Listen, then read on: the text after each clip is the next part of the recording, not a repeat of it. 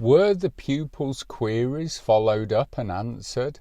Why? Well, because every question from your pupil is a window into how they learn and how much they trust you to teach them. Now, this question on the ADI Part 3 and Standards Check marking sheet isn't just about whether you said yes or no.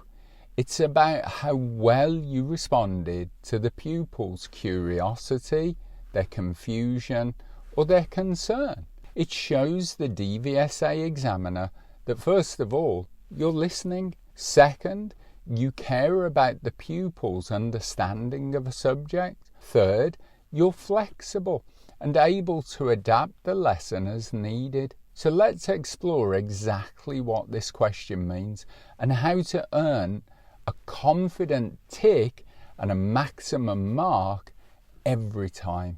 What the DVSA is looking for is basically, did the pupil ask a question during the lesson?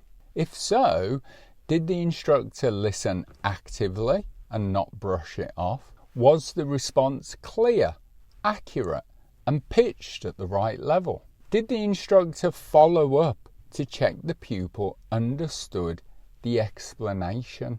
Did the lesson stay on track while still addressing the query? Why does this matter?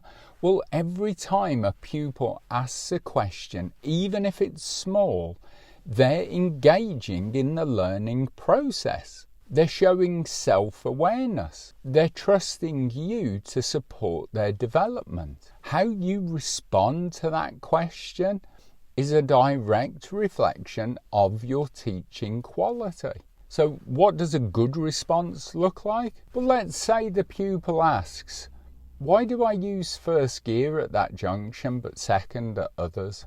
A poor response would be, because that one's tighter. A good response would be, great question. That junction, is it open or closed? Closed.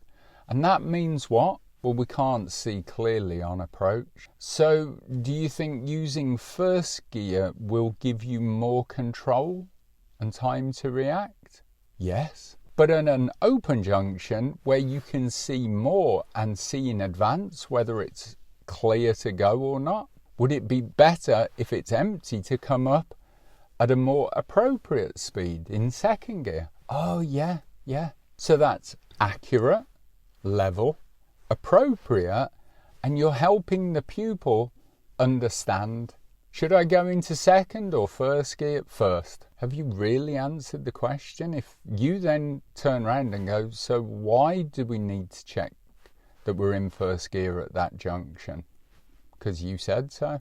They still haven't had their question answered. Can you see the difference? And that's where the power of follow-up. After you've answered their question, always check in. Does that make sense? Would you like to try it or give it a try and see how we deal with it? Can you explain it back to me just to check we're on the same page? This shows the examiner and the pupil that you're not just giving yes, no, one-word answers, you're building understanding. So what to avoid? Well, ignoring or brushing off questions. Answering with, I'll explain that later, but forgetting to come back to it. Giving an answer too technical or too basic for the pupil's level. Going off at a tangent and completely derailing the lesson without purpose. Assuming the pupil got it without actually checking. Well, you must know what I mean. Why must they? These all suggest that you're not truly engaged with the learner, and that's where marks start to fall down. So a top tip will keep either a mental or preferably a written log of questions your pupil asks regularly.